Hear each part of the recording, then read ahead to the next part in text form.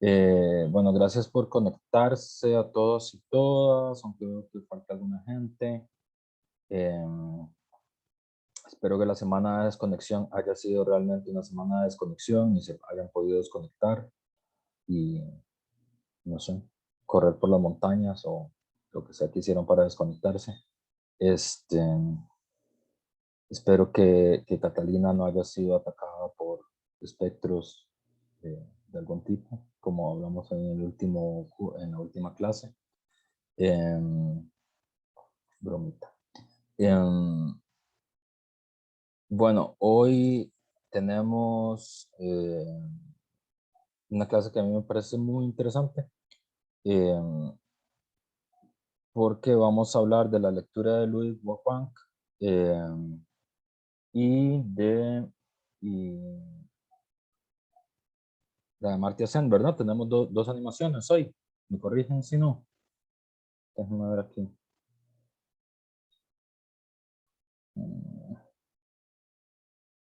Sí, ¿verdad? Tenemos dos animaciones. Sí, profe. Bueno, nosotros sí exponemos, profe. Sí. Sí, profe. Ok. Ya les digo, ya lo tenía abierto. Sadie, Alice y Raquel, que van a hablar de la lectura de Wafan,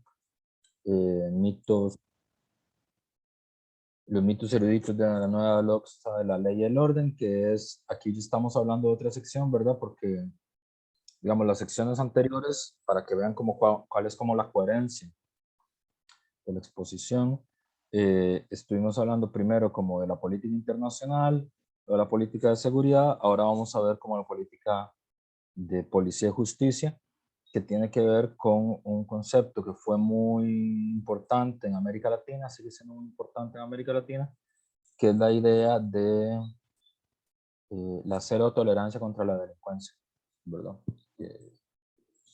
Que está ahí. Y ya la otra lectura es otra unidad que estaría a cargo de Selena, Sergio y Kaylin, ¿verdad?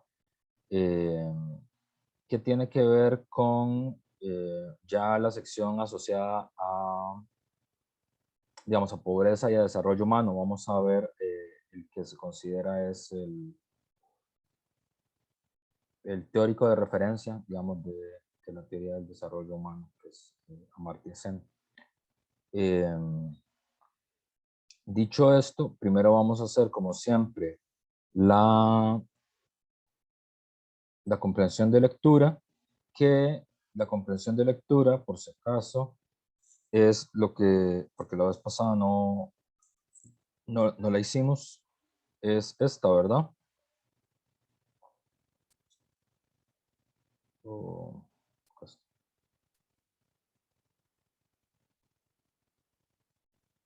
Pues, está cargando.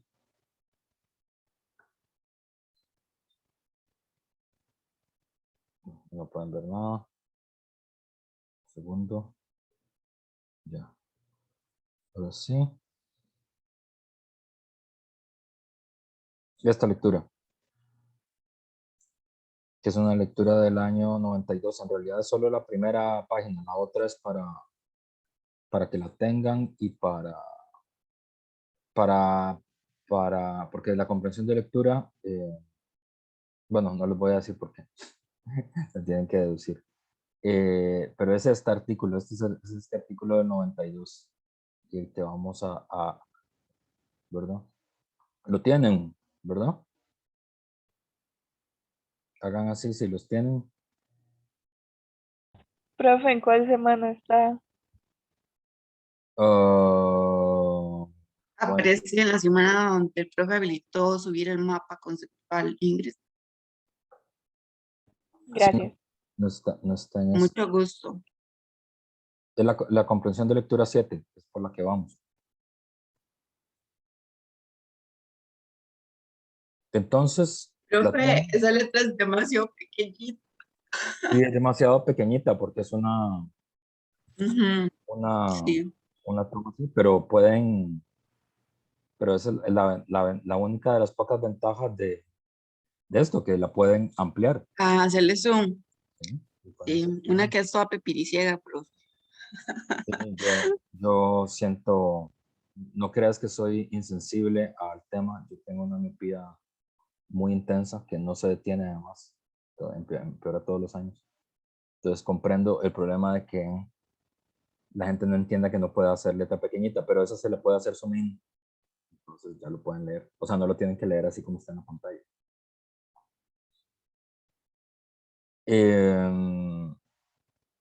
Y la otra cosa que les iba a decir es que no olvidaran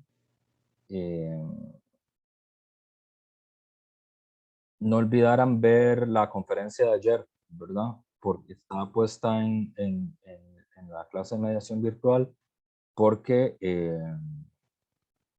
bueno, vi a varias de ustedes en la conferencia, otras no las vi. Igual yo sé que ustedes están en otro horario, no es el horario de la clase, eso yo lo tengo claro. Pero igual tendrían que ver el video, porque es parte de los materiales del curso, ¿verdad? Entonces es importante que saquen el tiempo para verlo, aunque no pudieran participar en el foro. La gracia del foro de ayer era, bueno, participar en el foro y además y hacer preguntas, dudas, y eso que siempre es mejor si uno le puede preguntar al autor algo, ¿verdad? Pero bueno, no fue el caso. Dicho esto, voy a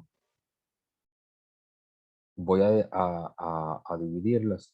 Vamos a ir un poco rápido, ¿verdad? Porque hoy tenemos 2 animaciones y ya varios de ustedes han sido muy vocales en que habíamos llegado a un acuerdo que la clase termine a las 10. No vale que el profe se extienda más. Entonces, vamos a contribuir todos, empezando por el profe, para cumplir lo que ya ¿Cuánto había. tiempo tenemos ahorita, profe?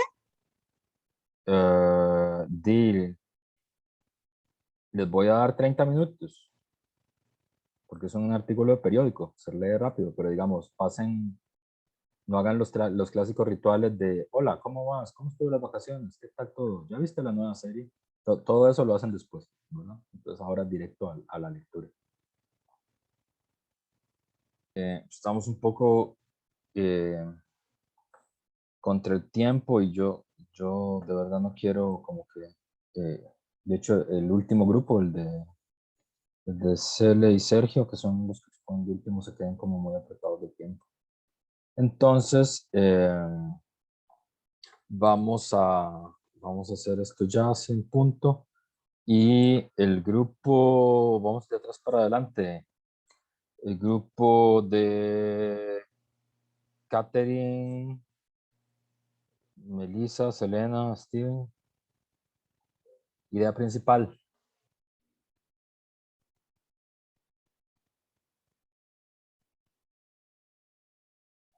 Profe, no hace tiempo.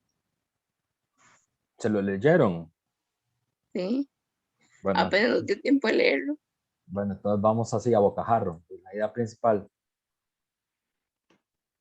Retenida de la lectura. ¿Cuál es la idea principal, Cele? Es que yo, o sea, de mi parte, digamos, yo estaba buscando como algún tipo de cita o algo que, pero no encontré como tal. Yo siento que eso, como igual lo de, en lo que hace énfasis, es como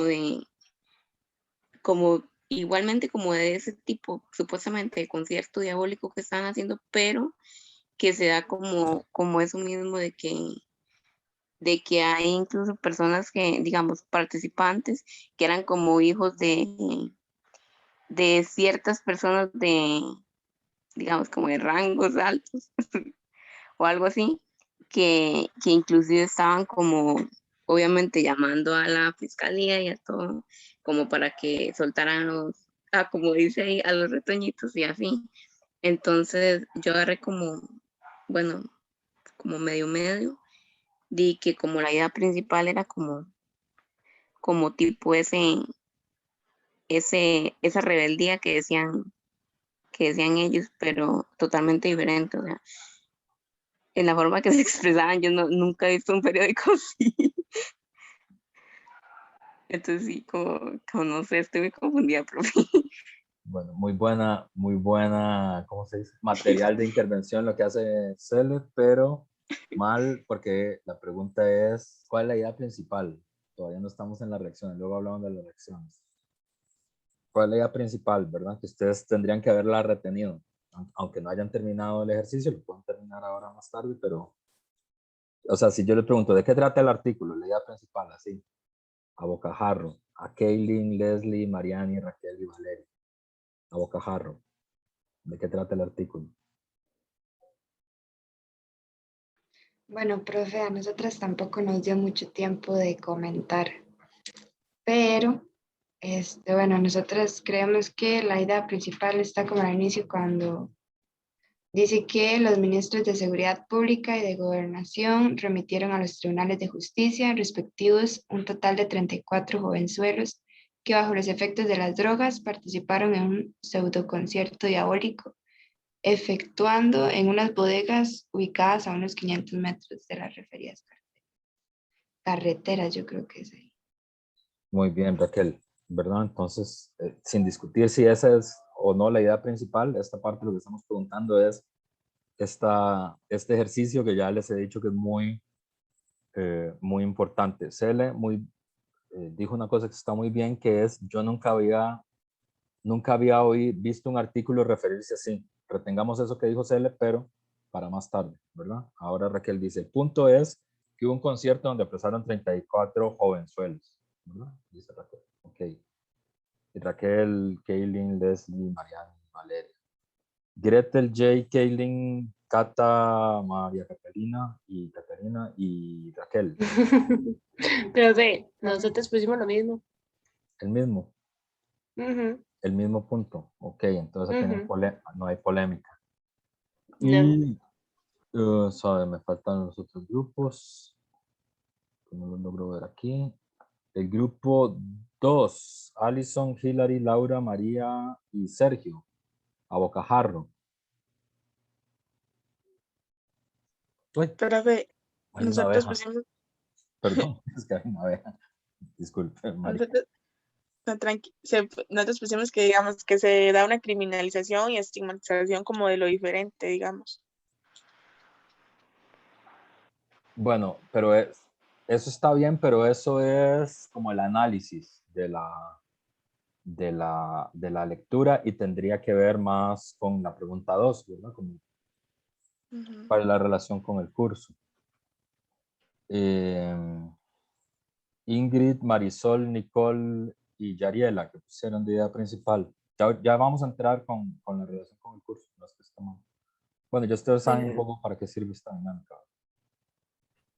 bueno, a nosotros tampoco nos dio mucho tiempo como de discutirlo, pero pusimos en la idea principal que era exponer y ridiculizar grupos de expresión musical como el mosh y el heavy metal como un problema para la juventud y un riesgo para la sociedad. Muy bien, pero no es la idea principal, es la conexión con el curso.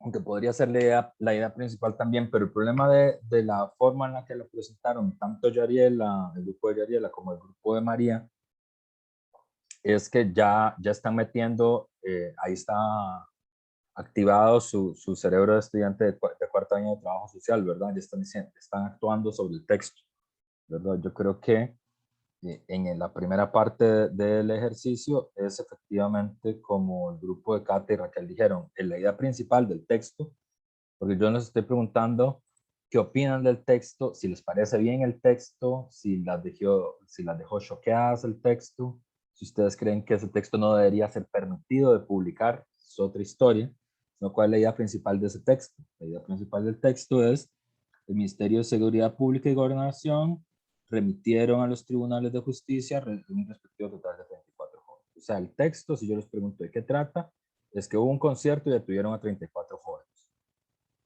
Eso es, ¿verdad? Ahora, la relación con el curso, ya varios de ustedes lo han adelantado, ¿verdad? El grupo de Yariela dice, es un artículo que tiene que ver con la estigmatización de lo diferente. El grupo de Sergio y María también van por ese lado, ¿verdad? Entonces, quien quiera, bueno, creo que la intervención de Cele iba en el mismo sentido.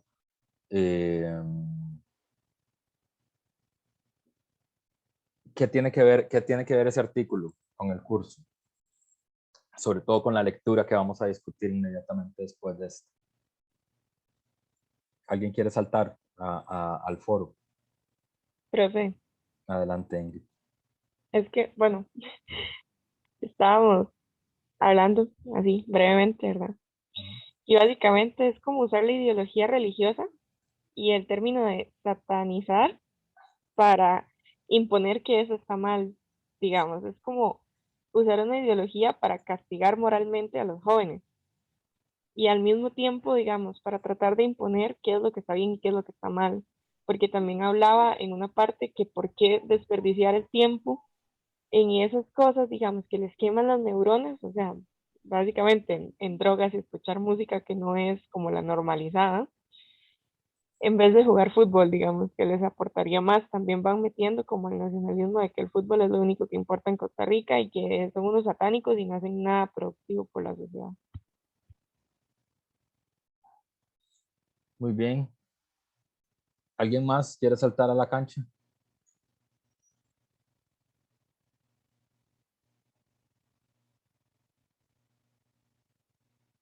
Nadie. Profe, nosotros habíamos anotado que en la noticia se denota un proceso de juicio a nivel moral, lo cual se ve influido por los rasgos ideológicos a nivel religioso, pues se sataniza la música en relación con que ésta hace referencia al demonio. Ok. Está muy bien.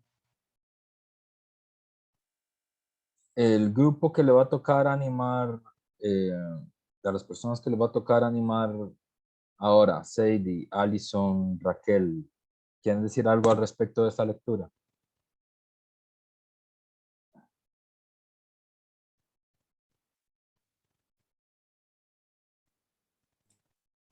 De ahí, profe, lo que yo podría aportar sería que de igual forma como en Francia, ¿verdad? Se creó esta obsesión por la seguridad por encima de las, bueno, como una fachada para no atender correctamente las políticas sociales dirigidas hacia un bienestar social. Yo creo que en ese sentido también están de algún modo exagerando un hecho y que es mediático, ¿verdad? Porque es transmitido a través de una prensa, que es el periódico en esta cuestión, no sé cuál era, creo que era, ajá, La Extra, que ya sabemos que es un diario de sucesos, ¿verdad? Muy polémico y criticable. Entonces, lo mismo que exageran como, ¿verdad? Hacen demasiado énfasis en lo respectivo a la seguridad, llevándolos, o sea, criminalizándolos y llevándolos a los tribunales. Y en medio de eso, ¿verdad? Argumentándolo a través de lo de la moral, digamos, como esa, bueno, en ese caso por medio de la moral, ajá, Muy y por bien, medio del discurso de la seguridad. muy bien, muy bien. Gracias, Alison. Fíjense aquí lo que está pasando. A ver, la pregunta es la siguiente. La idea principal es 34 jóvenes fueron detenidos y fueron puestos en los tribunales, ¿verdad? Ahora, la pregunta es, que les hago a ustedes, ¿cuál es el delito del que se les acusa, según el texto?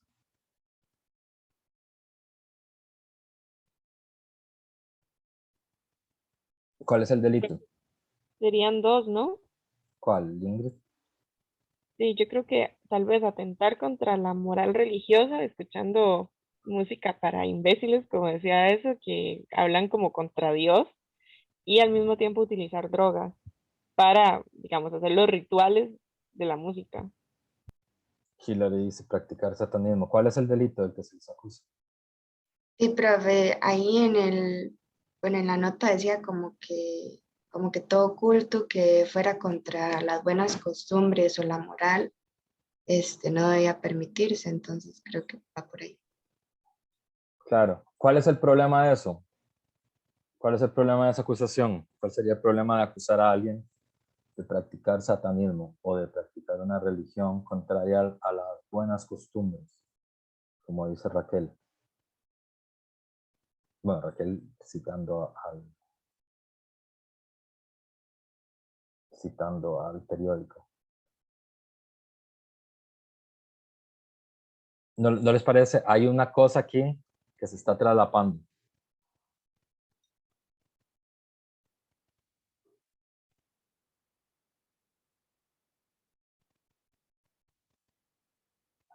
Nada.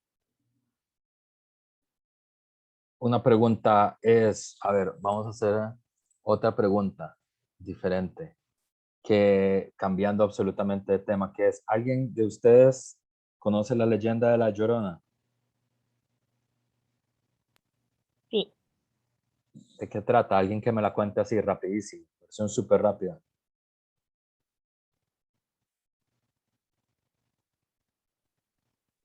sí, profe, una mujer que ahogó a los hijos y la condena que tuvo fue llorarlos eternamente y buscarlos por todo lado, ¿no? Ujú. Y esa es la historia, así se la saben ustedes. ¿Alguien se sabe otra versión?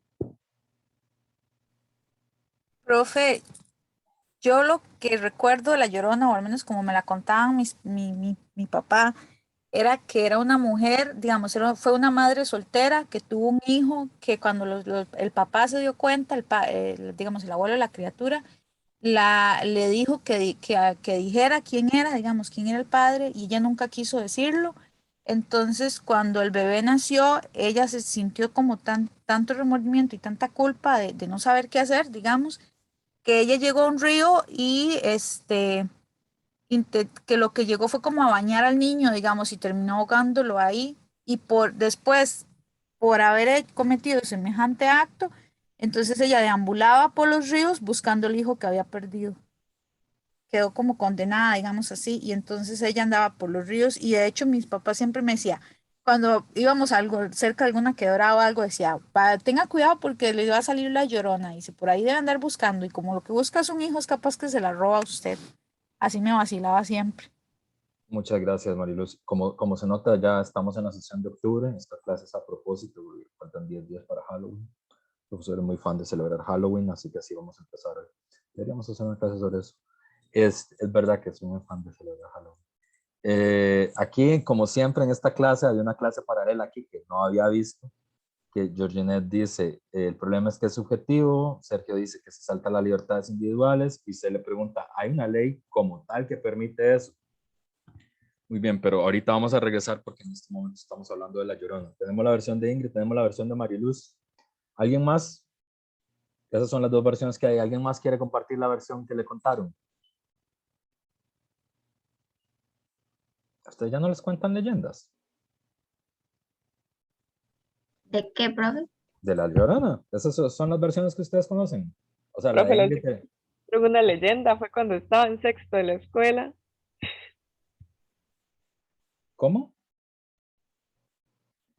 ¿Qué? La última vez que me contaron una leyenda estaba en sexto de la escuela. Ah, bueno, y sí, pero ustedes son gente joven. De niños no les contaban leyendas. Ya no se hace eso. Sus padres no les contaban leyendas. Se le dice que si iban solos a los ríos o se portaban mal les iba a salir.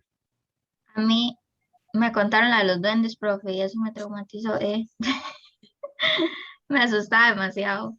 Los duendes, A mí más la esos son Cademo también. los duendes son los que se roban a los niños, ¿no? Sí, Sí, es que yo tenía un libro de leyendas ticas y me contaron ese y bueno, El del Liceo Celedón. yo, yo creo que sí, profe. Es así pequeñito Eso, y trae todas, como el padre sin cabeza, el cadejo, la llorona. claro. Mi padre es salvadoreño, entonces en El Salvador es muy normal que a los niños les cuenten leyendas. Y son muy expresivas, son más expresivas que muchas de las costarricenses. Bueno, depende de quién se las cuente a uno también, como siempre. Al igual que Hilary, yo pasaba atormentado con eso. Y hay una versión parecida, pero se llama La Ciguanaba. Me atormentaba, me daba mucho miedo cuando era niño. Hilary dice, yo Profe, veía la parte del río y decían que ahí salía la llorada. Sí, María. Vieras que a mí lo que me da risa es que no sé si es como leyenda, porque también viene como así. Son las de Semana Santa, ¿Cuáles que, son las de que Semana a Santa? veces muchas veces dicen que no puede ir a meterse a los ríos, no sé cuál día es o qué, otra semana, porque le sale cola de pescado, es algo así. Sí, se vuelven O que no Pero se puede sirenas. eso subir a un árbol, eso no es una leyenda, Esos pero son entra como, creencias. como sí, creencias, como, son supersticiones. Se pueden Ajá. mezclar, pero no es lo mismo. Sí, mi mamá decía eso. Es como la del parque. Profe, ¿usted nunca ha escuchado esa? Que en el Parque San Ramón, bueno, no sé, yo creo que el árbol ya lo quitaron, no estoy muy segura, no me acuerdo. Pero que había un árbol supuestamente en el Parque San Ramón que si usted le daba 3 vueltas, usted se perdía. No, ya veo. Había, esa es muy, digamos, eso es como muy de aquí, muy moncha, digamos, muy moncheña. Yo me acuerdo que a Aunque mí si fuera real, podría explicar muchas cosas, pero no, es una cuando, leyenda. Sí. a mí me vacilaban mucho, digamos, yo me acuerdo que ya siendo así muchachilla, digamos, que salía, no me acuerdo quién fue que una vez me vaciló y me dijo de mi casa, sí, un hermano mayor, me parece que era uno de mis hermanos mayores, porque supuestamente usted era un árbol de corcho. Y si usted le daba vuelta a ese árbol de corcho 3 veces, usted, digamos, se perdía dentro del parque, era como un mundo paralelo, por decirlo así, y usted no podía salir. Y mucha gente decía que era verdad, digamos, mucha gente decía, sí, a mí me pasó y yo caminaba por todo lado y no sabía cómo salir del parque. Y yo, es un parque, o sea, tiene una entrada y una salida a 4 costados, por donde usted salga puede salir. Pero sacaron esa historia, Sí, esas incluso, son ya, supersticiones. Pues sí, la leyenda, por definición, es un hecho que puede haber sido histórico, puede haber sido se histórico, convierte en... pero que está sazonado, que está procesado por la imaginación popular. Y una cosa muy importante es que es de transmisión oral, ¿verdad? O sea, no hay un texto canónico, ¿verdad? A diferencia de los mitos, por ejemplo, o de las religiones, porque en la religión hay un texto, o sea, uno sabe qué cosa dice Jesús o dice Mahoma o dice Alá, porque hay un libro. Entonces, el libro literalmente dice qué fue lo que dijo y qué fue lo que hizo. En esta versión, tanto en la versión de Ingrid como en la versión de Marius, hay distintas versiones y no es que Ingrid esté mal o Marius esté mal, porque es que la leyenda es de transmisión oral. Entonces, hay varias versiones de distinto tipo. ¿Sí, Ingrid? Profe, y entonces, digamos, por ejemplo, la Odisea, que es como una transcripción que alguien escuchó de unos cantos, podría contar como esto que estamos hablando. O ya sí sería. Lo hice es un mito, no una leyenda. Ok. ¿Verdad? Nosotros tenemos, los seres humanos tenemos 3 tipos de historias fantásticas que son distintas y que no se pueden confundir. Creo que eso lo vimos en tercero, fue de las primeras cosas que vimos, pero se lo recuerdo. Una es el mito. El mito es una narración de las relaciones de los seres humanos, de la comunidad humana con los dioses. Y eso es lo que le hace un mito. Está escrita. Lo importante no es, y lo más importante es que preserva la tradición. Los mitos se tienen que repetir, además, todos los años. Y lo más importante de los mitos es que para quien vive en el mito es real, ¿verdad? O sea, a nosotros la Odisea nos parece una historia, pero porque nosotros no somos griegos del siglo VI, ¿verdad? Entonces, para los griegos del siglo VI, la Odisea es verdad. O sea, eso pasó de verdad, no es un mito, ¿verdad? Entonces, quien vive en el mito, para quien vive en el mito es real, ¿verdad? Quienes creen en los mitos judeocristianos, ¿verdad? Entonces, los mitos judeocristianos de la creación, de la creación del mundo, del paraíso, que son todos mitos, son reales, no son mentiras, ¿verdad? No son historias, no es que sean mentiras, sino que no son historias, sino que son la realidad. Entonces, cuando uno vive en el mito es real.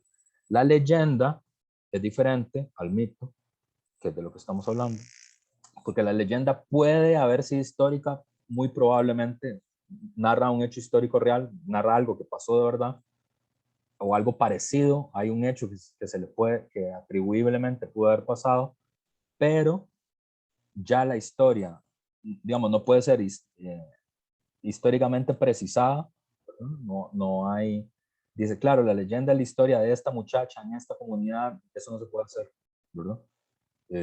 sino que está ya sazonado por la imaginación popular y es de tradición oral, ¿verdad? Siempre. Por eso es que hay varias versiones, muchas versiones. O sea, no hay una versión verdadera de la Llorona, ¿verdad? Sí, Jay, sí, Mariluz. Es que, bueno, ahora que dice esto, ¿verdad? En relación a eso, por ejemplo, yo no tengo muy clara la versión de la Llorona de Costa Rica, pero sí la de Nicaragua. Y de hecho la de Nicaragua está relacionada con los sucesos indígenas, digamos, o las relaciones amorosas que tenían entre los indígenas y los blancos. Y estaba relacionado, bueno, eso se relaciona así. eh, a una mujer que tenía muchos hijos, tenía una niña de 13 años y siempre le decía a ella como que la sangre de los verdugos no se mezclaba con la de los esclavos. Eso para que ella tuviera claro de que no podía tener una relación con uno de los blancos, que eran los que habían llegado, ¿verdad? A, a colonizar. Y esa niña cuando comenzó a crecer un poquito más se relacionó con un blanco y después de eso quedó embarazada y cuando el blanco se tuvo que ir, entonces la niña se sentía muy triste porque quería que la llevara con ella, pero no la llevó, entonces ella recordó la frase que la mamá le había dicho, como que los verdugos, las sangres no se relacionaban y así fue como ahogó al niño, entonces después ella escuchaba voces de del niño que la llamaba y después ella comenzó a caer en eso, digamos, de la búsqueda y así es como se da supuestamente la historia de la Llorona, bueno, la leyenda de la Llorona en Nicaragua. Ya está más como relacionada con los hechos, pero no como con una historia real, digamos, de la colonización y todo eso. Claro, pero sería eso, ¿verdad? O sea, hay, porque en la versión, no creo que en la versión salvadoreña, en la versión guatemalteca, es una princesa maya, la Llorona, ¿verdad? O sea, por eso, tiene como una ubicación histórica de algún tipo, ¿verdad? Siempre. En Costa Rica creo que siempre la ponen en la colonia, ¿verdad? Es una historia colonial, no es una historia que pasó. O sea, la Llorona nadie lo ubica en 1970. Está claro que es en la época colonial, no es hace 20 años, ¿verdad? Entonces, por eso es pretendidamente histórica. ¿Sí, Mariluz? Profe, es que yo me acuerdo que, bueno, yo ese trabajo lo hice empezando la U, o sea, hace mucho tiempo. Pero habíamos hecho un trabajo en un seminario sobre, y había sido sobre leyendas, era el seminario de patrimonio cultural. Y aquí hay un señora en San Ramón de apellido Echeverría que había recopilado un libro con varias leyendas. Y ella nos contaba que, digamos, en la entrevista, ella nos decía que una de las características muy, digamos, muy, o principal, digamos, de la leyenda es que ella, lo que usted dice, primero se pasa de forma oral, pero que también es como transmitida, digamos, como que viene de un pueblo a otro, por decirlo así. Muchas veces viene a nuestras versiones, digamos, las versiones ticas, tienden a hacer una versión que se modificó de la mexicana o de la de algún otro país, digamos. Entonces ella nos decía, por lo general son personas que han venido de otro lugar, que vienen con las historias y se van modificando a medida que se van pasando de una persona a otra, digamos. Entonces ella nos comentaba eso y nos hablaba, por ejemplo, la del Duende del Monte. Ella decía, la del Duende del Monte se trajo y fue, no sé si fue Nicaragua o un país más arriba. Y así, entonces ya no necesariamente la versión que nosotras tenemos es tal cual, dice, porque una la conoce de cierta manera, dice, pero llegar a la raíz es mucho más amplio. Sí, se va modificando cada vez más. Por eso no hay una versión, digamos, no hay una versión canónica, ¿verdad? Por ejemplo, si yo les hago una prueba del Quijote, yo sé si lo citaron mal, porque hay una versión canónica del Quijote. O sea, ahí no hay equivocación. También no hay una versión canónica de la leyenda, de la Llorona, pero nos hemos desviado porque el punto que yo quería señalarles es la siguiente, que es, ¿qué fue lo que hizo mal la Llorona? ¿Qué es lo que hizo mal? Mata a los hijos. Eso es lo que ella hizo mal. ¿Ustedes creen?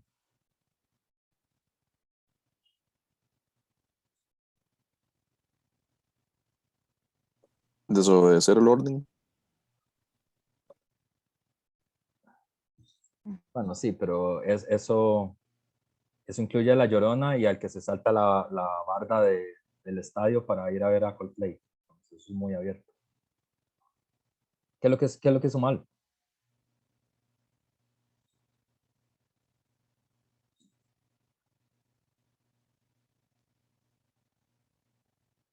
Porque es una mujer, porque son los hijos, porque es un río, porque la versión no es un varón que iba en la carretera y atropelló a un perro. Porque tiene que ser una mujer, porque tienen que ser los hijos, porque tiene que ser un río, que es lo que se mantiene, ¿verdad? En todas las historias está eso, mujer, niños, río, en todas. Y condena, ¿verdad? Condena eterna.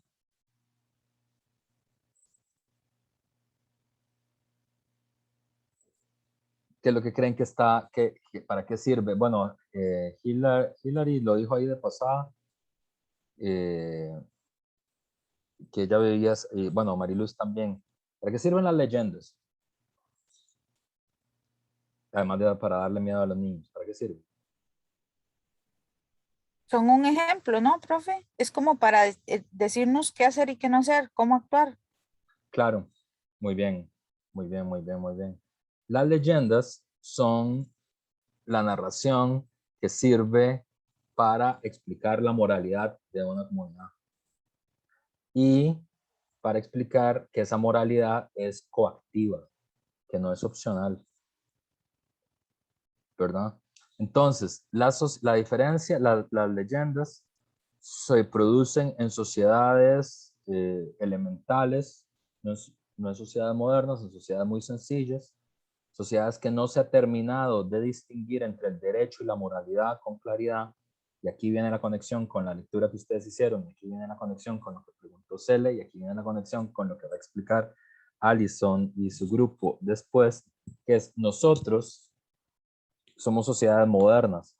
Y en la sociedad moderna nosotros distinguimos con claridad, y está muy bien la pregunta que hace Cele, ¿existe una ley que prohíba eso? ¿Verdad? Porque nosotros distinguimos con claridad entre el derecho y la moralidad, ¿verdad? ¿Por qué?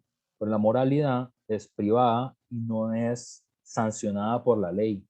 En cambio, el derecho lo que tiene es delitos, ¿verdad? Y nosotros distinguimos un comportamiento moral indeseable con el delito, ¿verdad? Alguien podría tener un comportamiento moral indeseable, pero todos sabemos que eso no es un delito, ¿verdad?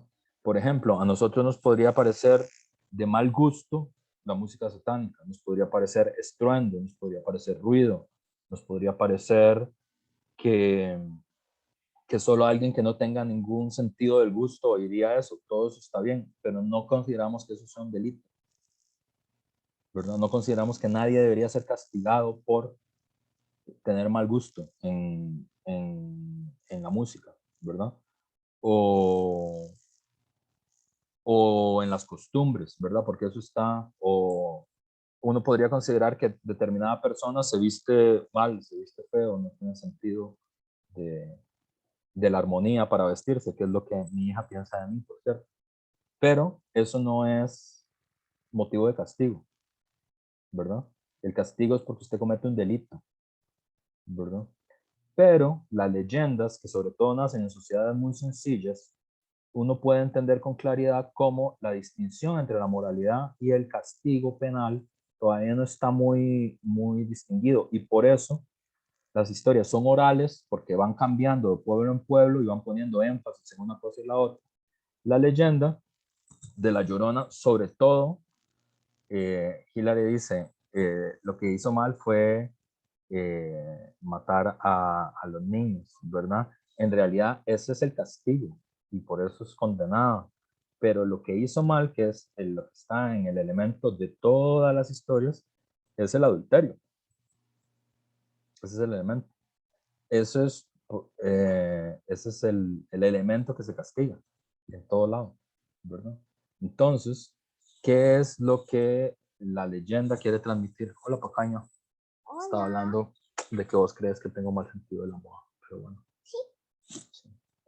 Ella aprueba ese comentario. es un largo camino que va por un mal sentido de la moda hasta eventualmente las políticas de mano dura, pero ya llegaré ahí. Chao, mi amor.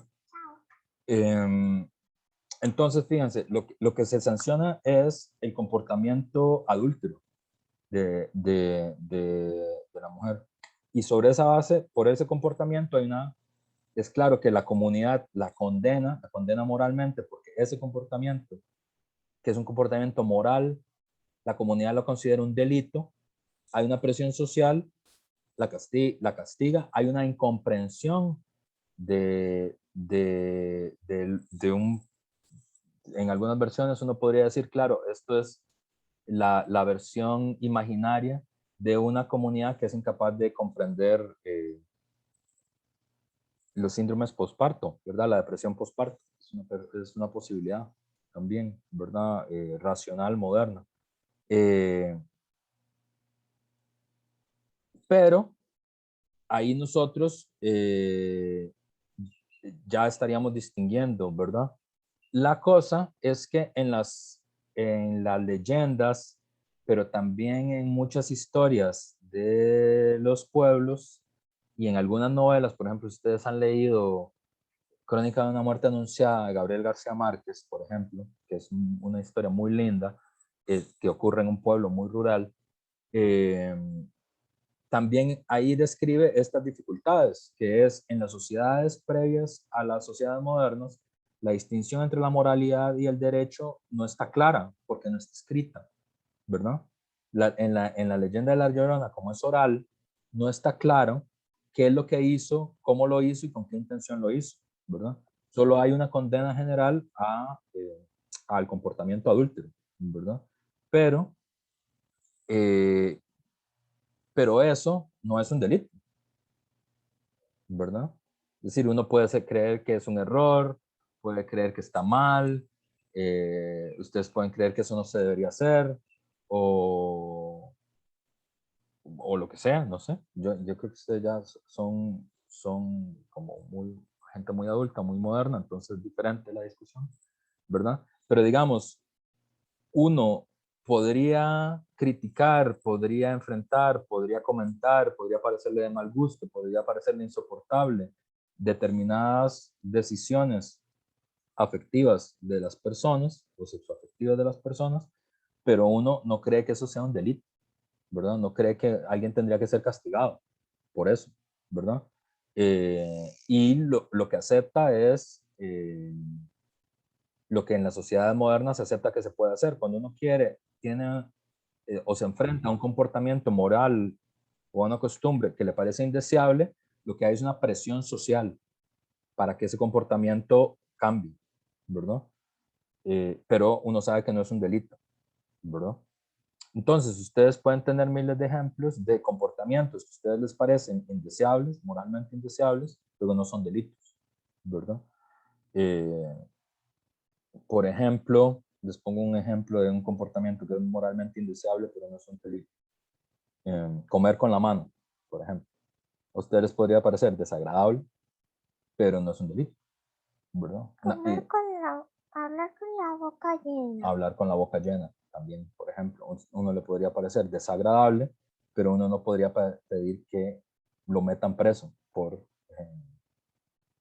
hablar con la boca llena, ¿verdad? O, no sé, no sé, hay muchos comportamientos. Gritar, por ejemplo, podría ser un comportamiento indeseable. O hablar muy duro también podría ser un comportamiento indeseable. Pero nosotros no lo consideramos fuente de delito, ¿verdad? Entonces, nosotros distinguimos con claridad entre la coerción social que permite la moralidad siempre es coercitiva, es una cosa que la gente olvida y que además, gracias al neoliberalismo, lo hemos olvidado mucho. Toda moralidad social, todo grupo social humano tiene una moral y esa moral es coercitiva, ¿verdad? Esa idea como de yo y mi libertad, ¿verdad? Eso es una cosa que ha introducido el neoliberalismo en el último tiempo. Todas las sociedades son sociedades coercitivas, todas las sociedades son coactivas, todas tienen una moralidad. Lo que pasa es cuáles son cuáles son los grados de sanción que hay. Esto es lo diferente, ¿verdad? El neoliberalismo nos ha llevado a creer que la única sanción que puede haber es la cárcel, ¿verdad? El delito penal, ¿verdad? Y que solo lo que es delito penal es importante y el resto yo puedo hacer lo que yo quiera, ¿verdad? Y en realidad todas las sociedades siempre han sido más complejas porque tienen distintos grados de sanción, ¿verdad? Desde la presión social, desde dejar de hablar a alguien, desde expulsarlo de la comunidad, hasta, digamos, sanciones muchísimo más fuertes como la muerte, ¿verdad? Pero ¿qué es? Y todo este rodeo, ¿cómo se conecta con la historia que ustedes leyeron? Que lo que sucede aquí es un fenómeno del que habla Louis Wacan, que hay que entenderlo para entender de dónde vienen las políticas de la mano dura, que es un fenómeno de pánico moral, ese es el nombre que tiene. Lo que sucede en Costa Rica es ese fenómeno de 1992 es un fenómeno de pánico moral. ¿Y qué es el pánico moral? El pánico moral es una reacción de un grupo de personas basada en una percepción, basada en un estereotipo, es decir, en una percepción falsa, en una percepción equivocada, de algún comportamiento cultural de un grupo, frecuentemente un grupo minoritario o una subcultura, ¿verdad? Entonces, ese fenómeno, el pánico moral, es un episodio momentáneo de la sociedad donde este grupo que no comete ningún delito, sino que lo que tiene es una práctica de consumo cultural, es definido como una amenaza a los valores de la sociedad como tales, genera controversia, genera una tensión social crispante, ¿verdad? De temas que son difíciles de discutir, ¿verdad? Por ejemplo, temas tabús, ¿verdad? Como las drogas, por ejemplo, es un tema tabú, la sexualidad, la religiosidad, ¿verdad? Los sacrificios humanos, ¿verdad? Todos esos son temas tabús. Y además funcionan, y este es el elemento de pánico moral, los aparatos ideológicos del Estado funcionan simultáneamente para maximizar, para amplificar la crispación social que produce el pánico moral. Es decir, actúan de conjunto los medios de comunicación, la iglesia y la escuela, ¿verdad? Y ese fenómeno es un fenómeno que no es permanente, sino que ocurre en un periodo muy corto de tiempo y luego desaparece, ¿verdad? Eso es la definición de pánico moral. Y eso a mí me ha parecido muy interesante siempre. La tesis de Louis Wacan es que antes de que se pueda justificar políticas de cero tolerancia, las sociedades tienen que vivir momentos de pánico moral. Y a mí me parece muy interesante porque ese pánico moral, el pánico moral, ¿vieron de qué año es la lectura, verdad? La lectura es del año 92. Ese pánico moral yo lo viví siendo niño. Y, bueno, no tan niño, tenía como 10 años, tenía como la edad de Alicia. Y me acuerdo muy bien por el impacto que tuvo o sea, lo vívido que me pareció ese momento. Y porque luego, 3 años después, hubo otro pánico moral similar, ¿verdad? Que viví también siendo un poco más grande. Se los leo, esto está en un artículo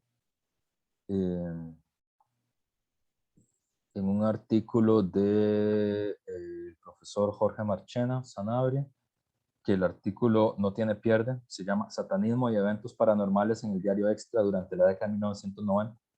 Muy buen artículo. Gran artículo de Marchena. Que lo pueden leer, es profesor en nuestra sede, de historia. Y que aquí hay otro momento de pánico moral, ¿verdad? Que es el pánico moral que produjo la llegada de las Pepsi Cards a Costa Rica, ¿verdad? Este es un fragmento del diario La Extra que recoge Marchena, donde dice, la alianza entre el Ministerio de Educación, el Arzobispado y los medios de comunicación concluye tajantemente. Es decir, actúan juntos aparatos que no deberían actuar juntos, el Ministerio de Educación, la Iglesia y los medios de comunicación son tres aparatos ideológicos que se coordinan y actúan juntos, ¿verdad? Aunque se supone que tratan de ideologías distintas. Dice, muchas de las modas actuales afectan los valores éticos y morales de los niños y jóvenes, quienes tratan de obtener cualquier artículo que esté en boga.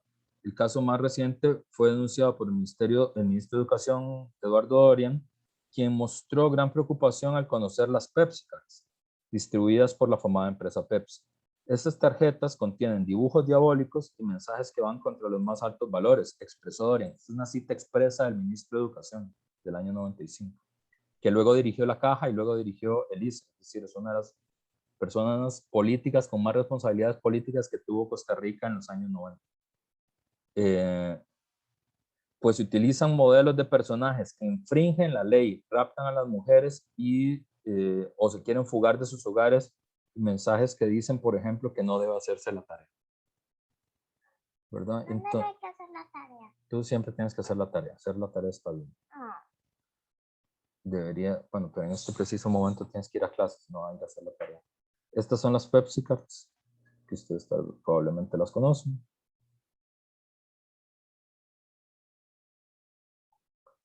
Eso es el año 95, ese es el otro pánico moral, ¿verdad? Entonces, este concepto es muy interesante porque esta historia yo siempre se las cuento porque la lectura que ustedes hacen es una lectura del 92, ¿verdad? En ese momento yo tenía 10 años, tenía mi mejor amigo de juegos, tenía la misma edad que yo, él tenía un hermano mayor, bastante mayor, o sea, como mayor terminando el colegio. Jugábamos juntos básquetbol, ¿verdad? Y el hermano mayor de mi amigo era el modelo del buen muchacho de barrio, ¿verdad? Porque era estudioso, porque venía de una familia bien, del barrio. Su abuelita era parte de la gente que hacía las procesiones en el barrio, en la iglesia y ese tipo de cosas. Era un chico, es un hombre muy inteligente y era un joven muy inteligente. Estudió en la primera generación de los colegios científicos del país. Como estudió en los colegios científicos del país en su primera generación, las primeras generaciones de los colegios científicos iban un semestre a Estados Unidos a estudiar. Entonces él hizo un semestre en Estados Unidos y en Estados Unidos se hizo fan de el heavy metal. Se aficionó a escuchar a Iron Maiden, que era lo que escuchaba en ese momento. Y él está entre esos 34 detenidos en la Foforera en el año 92. Y entonces, en mi mente de niño, de 10 años, yo no podía entender cómo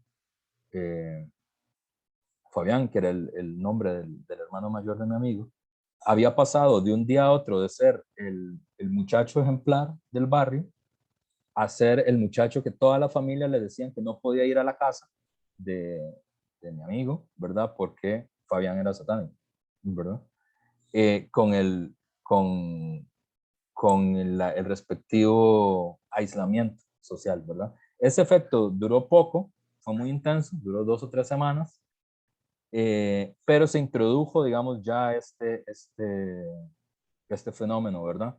Luego lo mismo pasó en el año 95 con las Pepsi Cards, ¿verdad? Que a los niños de primaria les hacían entregar, ¿verdad? Con las estampitas y las quemaban, ¿verdad? En la escuela o en los barrios, ¿verdad? Entonces, ese fenómeno se llama un fenómeno de pánico moral, ¿verdad? Yo no lo entendí, recuerdo que era muy vívido, no entendía qué pasaba, ¿verdad? Sí sentía el nivel de crispación y el nivel de violencia arbitraria, ¿verdad? Contra alguien que no había hecho ningún delito, ¿verdad? Porque yo no lograba entender, y bueno, y en eso mi padre fue como muy importante, por qué alguien lo iban a juzgar o a castigar o a tratar mal por la música que escuchaba, ¿verdad? Era algo que yo no podía, aunque la música dijera cualquier tontería, ¿verdad? Y de hecho me parecía muy raro porque la mayoría de gente no entendía la música que se estaba escuchando, porque en los años 90 no había tanto bilingüismo como tenemos ahora, ¿verdad? Ese fenómeno se llama fenómeno de pánico moral. Y es importante porque, en mi humilde opinión, este país debe ser uno de los países que más pánicos morales tiene con más frecuencia, ¿verdad? Muy probablemente ustedes vivieron algún fenómeno de pánico moral en su infancia sin saber que estaban viviendo eso, ¿verdad? Porque esta sociedad reacciona, hay como algo en Costa Rica que tiende a movilizar con mucha facilidad estos elementos de pánico moral, ¿verdad? Que no se puede confundir, esto es una de las confusiones, ya hice con las cartas de Yu-Gi-Oh también, ven. Entonces, yo es que he perdido la pista, alguna vez quise trabajar sobre eso, pero no, mis inclinaciones como que vinieron por otro lado. Sé que hay una tesis sobre eso, pues siempre me pareció fascinante, porque yo tengo registrado esa del 92, la del 95, las de Yu-Gi-Oh! Creo que también hubo un fenómeno similar con los pitufos, o sea, hay como, y ya luego perdí la pista, ¿verdad? Porque ya, o sea, como que habría que hablarle a la gente más joven y eso. Pero digamos, uno puede registrar a lo largo del tiempo ese tipo de fenómenos. ¿Y qué es la clave aquí? Que el fenómeno de pánico moral es un fenómeno en que la sociedad se crispa y empieza a tratar como delincuentes a gente que no cometió ningún delito, sino que lo que tiene es una práctica cultural que se considera que atenta contra los valores de la comunidad. Pero el problema es que cuando alguien atenta contra los valores de la comunidad, uno no puede castigarlo por la vía del delito, porque atentar contra los valores de una comunidad no es un delito, es un comportamiento moral indeseable. Y ahí la comunidad lo único que puede hacer es hacer la coerción social y moral para que alguien deje de hacer eso, ¿verdad? Pero no es un delito, ¿verdad? Igual que los ejemplos que puso Alicia, ¿verdad? Es decir, comer con la mano o hablar con la boca llena, todo eso podría ser considerado un comportamiento moral indeseable. Patinetear en el barrio, por ejemplo, eso podría ser un comportamiento, se podría considerar un comportamiento moral indeseable, ¿verdad? Hacer grafitis en los lugares públicos podría ser considerado un comportamiento moral indeseable, pero no son delitos, no son delitos, ¿verdad? Entonces, el pánico moral es el momento en el que la sociedad se crispa para empezar a justificar como delito cosas que hasta ayer eran prácticas culturales, ¿verdad? Por ejemplo, grafitear una pared, que bajo las políticas de cero tolerancia a la delincuencia pasa de ser una práctica cultural a ser un delito, ¿verdad? Entonces, así es como se hace el tránsito, ¿verdad?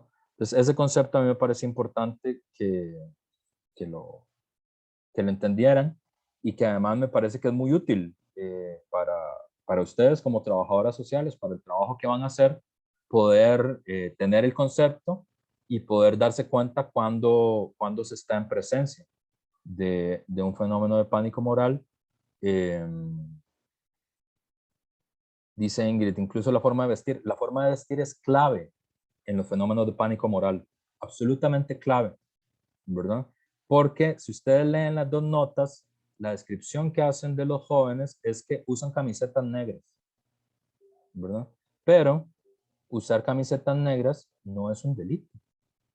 ¿Cómo vas a inclusive más atrás, no solo no es un delito, sino que podríamos ser más reflexivos? ¿Por qué tendríamos que presionar y coercionar a alguien porque no use una camiseta negra? ¿Verdad? Uno podría entender que nosotros usáramos la coerción y la presión de la comunidad, por ejemplo, para que alguien no tire basura al piso. Yo no sé si ustedes saben que ahora es delito, pero durante mucho tiempo tirar basura al piso no fue un delito, no era un delito, nadie lo consideraba un delito, ¿verdad? Y lo único que se podía hacer, y yo recuerdo ese tránsito de que eso se transformó en un comportamiento moral indeseable a un delito, ¿verdad? Lo único que uno podía hacer es ejercer presión moral para que la gente no tirara basura al piso, ¿verdad? Y eso se puede hacer, eso es perfectamente posible en las vidas sociales. Ingrid y Gretel, creo. Y ya con esto terminamos. Profe, de hecho, cuando estábamos haciendo la lectura, a mí me llamaba mucho la atención porque decía como que usaban camisas negras con la imagen de Jesucristo. No, decía Jesucristo reemplazado por imagen de un bicho extraño, un anormal portaba la camiseta. Y Mariluz decía, ¿qué es o sea, qué es la normalidad? Y es que, digamos, yo les mencionaba, por ejemplo, ahora se usa mucho de moda, ya tal vez no se condena tanto la forma de vestir así, con camisetas de bandas, por la moda que hay ahora, digamos, de que usemos camisetas de bandas aunque no sepamos qué banda era, pero yo les decía, uno usa camisas como por ejemplo de Cannibal Corpse, que tiene sí, camisetas como muy explícitas o ese tipo de cosas, y ya la gente sí lo vuelve a ver feo todavía, incluso todavía les dicen cosas a veces en la calle o así. Entonces, como que la condena pasa, pero cuando hay moda y dependiendo de la moda que se use, no como que todo pasa.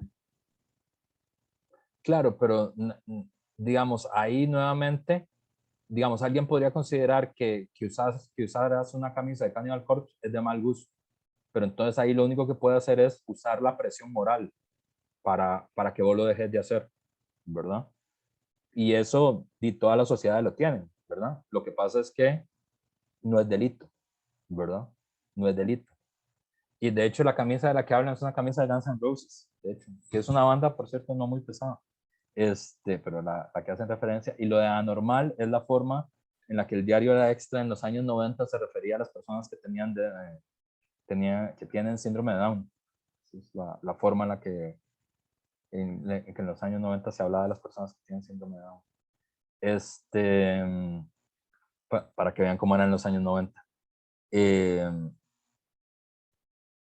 Entonces, claro, el asunto es que usar esas camisas no es un delito, ¿verdad? Uno puede considerarlas que son indeseables, pero no las puede considerar delito, ¿verdad? Y en los momentos de pánico moral, los comportamientos morales, los patrones de consumo, se transforman o son tratados como si fueran delitos justamente por el fenómeno de pánico moral, por la crispación social que ocurre. Si ustedes ven el otro, por ejemplo, lo que narra es el momento en que el ministro de Seguridad, Luis Fishman, en ese momento era un gobierno socialcristiano en ese momento, que por cierto la señora Lynette Saborío es una señora muy cercana a este hombre, Luis Fishman, dice, asegura que continuará decomisando camisas y música y que serán los tribunales donde se determine si esa acción es legal o no, ¿verdad? Porque hubo decomiso de mercancía asociada a eso, ¿verdad?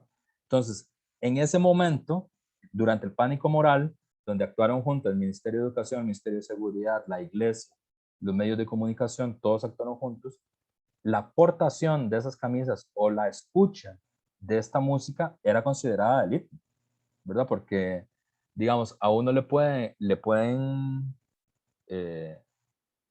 por ejemplo, para poner un ejemplo de un delito que tiene nuestra sociedad, la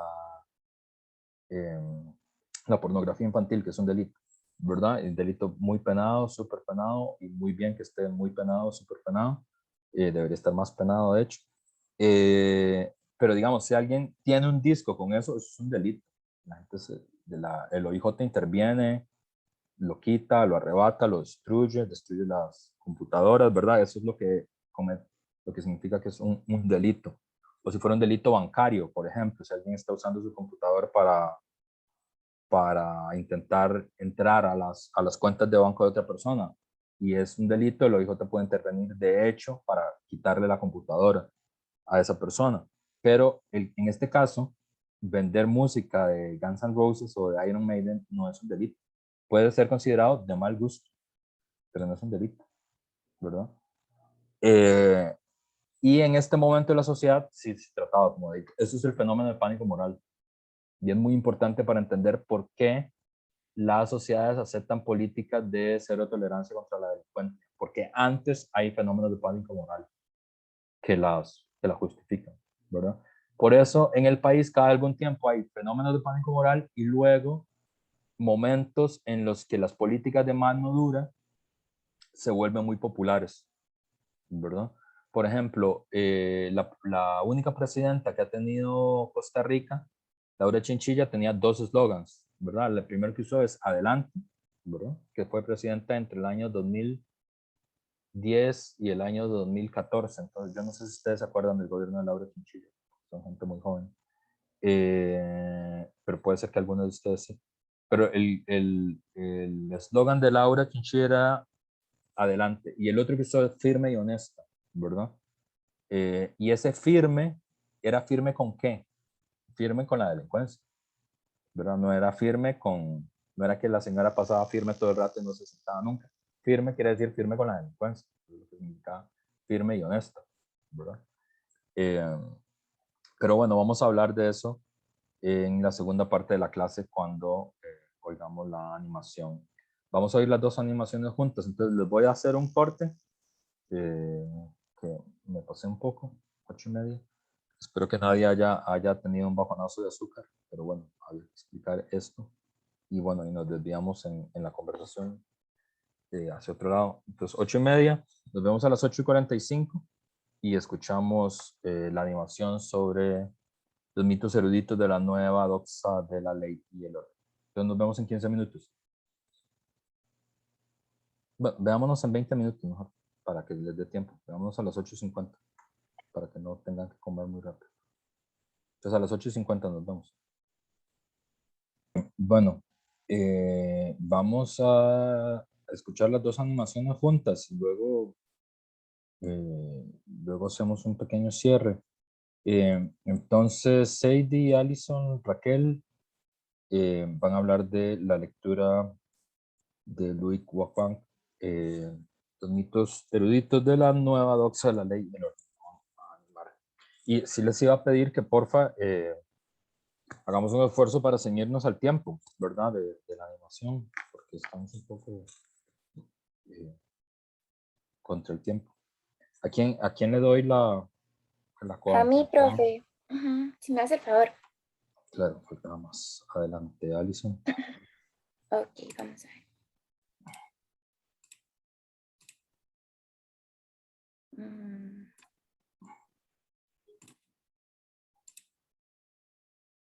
No.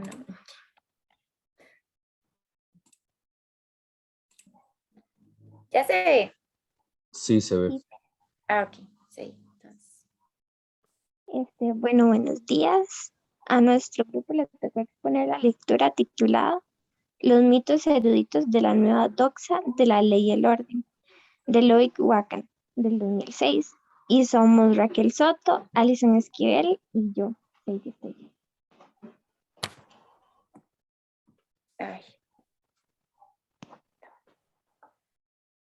Bueno, en la lectura se recuperan una serie como de creencias, por así decirlo, mitos, con respecto a temas esencialmente relacionados con la seguridad, pero seguridad en un sentido sumamente reducido, ¿verdad? Solo refiriéndose al hecho de la delincuencia callejera y en referencia a un marco que devela una realidad principalmente europea y estadounidense. Ahora bien, entendiendo un poco de qué trata la lectura, en cuanto a la idea principal que nosotros sacamos del texto, voy a leer un pequeño fragmento de la lectura. Cual muñecas rusas, estos 4 mitos eruditos, venidos de otro lado del Atlántico, encajan unos con otros para formar una suerte de cadena lógica con aire de silogismo, que hace posible justificar sin resistencia la adopción de una agresiva política de limpieza de clases en las calles de la ciudad. Bueno, la cita anterior da pie a la comprensión de la idea central del texto, que sería el discurso de seguridad como máscara para invisibilizar problemáticas sociales de real magnitud y como excusa para implementar una limpieza de clases. Esto, bueno, se seleccionó como idea principal, ya que el autor realiza una crítica al exponer que algunos de los mitos que son reproducidos socialmente y difundidos por campañas políticas y sobre todo por los medios de comunicación, precisamente son solo mitos y por tanto se alejan de mostrar las verdaderas problemáticas sociales que se esconden por debajo del problema de inseguridad, como lo son el desempleo, la precarización laboral, flexibilización, desigualdad, pobreza, etc. Y que a su vez se utilizan como medio para justificar la persecución policíaca contra personas en condición de pobreza y motivando la discriminación racial y la aporofobia. ¿Puede pasar, Eli? Ok.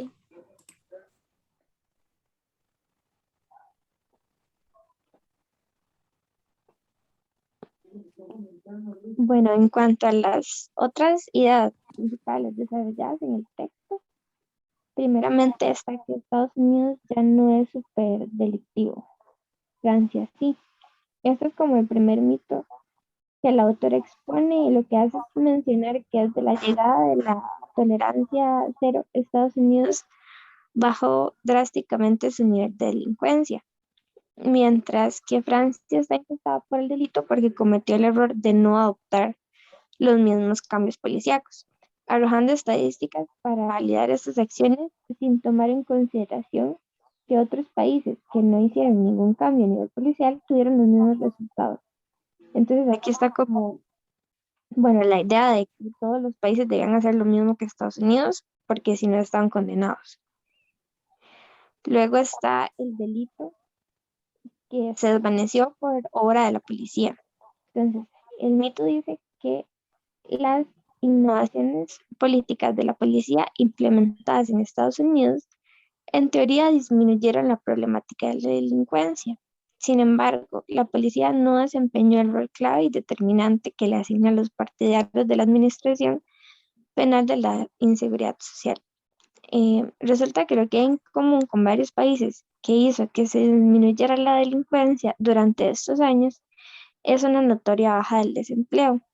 Entonces, aquí es como se utiliza esa disminución, ¿verdad?, de la delincuencia como campaña política y se le da bastante cobertura a que los policías están, ¿verdad?, haciendo esto y lo otro, y no a lo que realmente es un medidor para disminuir el problema, que es, por ejemplo, la cuestión del empleo. También está la reorganización burocrática que el Departamento de Policía de Nueva York implementó como una serie de cambios en cuanto a la política de tolerancia cero. Esto debido a que ya se consideraba ofensiva, digamos. Por esa razón se dio una descentralización de servicios, expansión de los recursos materiales y humanos, además de nuevas tecnologías de información, entre otros cambios. Esto, bueno, es como cuando un mecanismo de control social ya se sale de las manos, a cómo va cambiando la sociedad, se tiene que ir adaptando para poder seguir ejerciendo como ese control. Y eso fue básicamente lo que hicieron.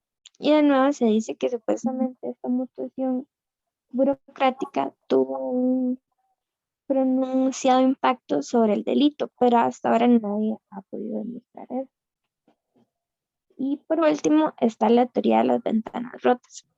En este mito se postula que la represión inmediata de las pequeñas faltas va a impedir que se cometan delitos de mayor gravedad a futuro. Sin embargo, bueno, no, esta teoría no es científica, ni tiene argumentación consistente y lo que hace es reproducir precisamente el pánico moral hasta por las pequeñas faltas, ¿verdad? Y eso es porque supuestamente el crimen de desorden urbano hace que se cometan más delitos. Y esto, bueno, es solo un mito. De lo que sí hay respaldo por parte de estudios es de que no es el crimen de desorden urbano el determinante de la delincuencia, sino en cambio lo son la pobreza, el desempleo y la segregación racial.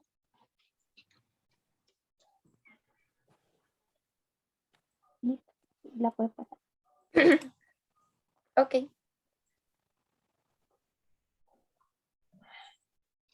Buenos días, ¿me escucho bien? Sí, se escucha bien, Raquel. Ok, bueno, yo voy a exponer sobre la crítica que hace el autor hacia la política.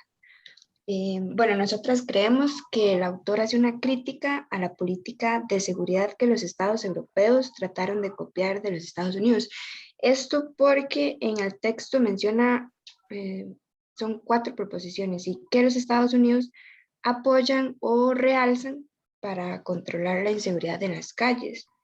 Que bueno, cabe mencionar que esto no tiene ninguna validez científica, pero esto lo explican o lo hacen básicamente como mediante la tolerancia cero, que consiste en perseguir implacablemente hasta las más pequeñas infracciones cometidas en el espacio público. Entonces en el texto se explica como todo esto, pero el autor lo menciona como en forma de crítica, porque en el texto se ve como esta política de seguridad, de utilizar toda esta represión policial, como bueno, todas estas 4 profesiones como una máscara, se puede decir. O sea, como que los estados de Europa únicamente lo que hacen es como resaltar que existe un aumento de inseguridad en las calles y que por ello se debe utilizar esta represión, pero dejan de lado o tapan por completo el real problema, digamos, que sería como la precariedad laboral, que llega a afectar masivamente a la clase trabajadora y que empobrece y deteriora cada vez más las condiciones de vida.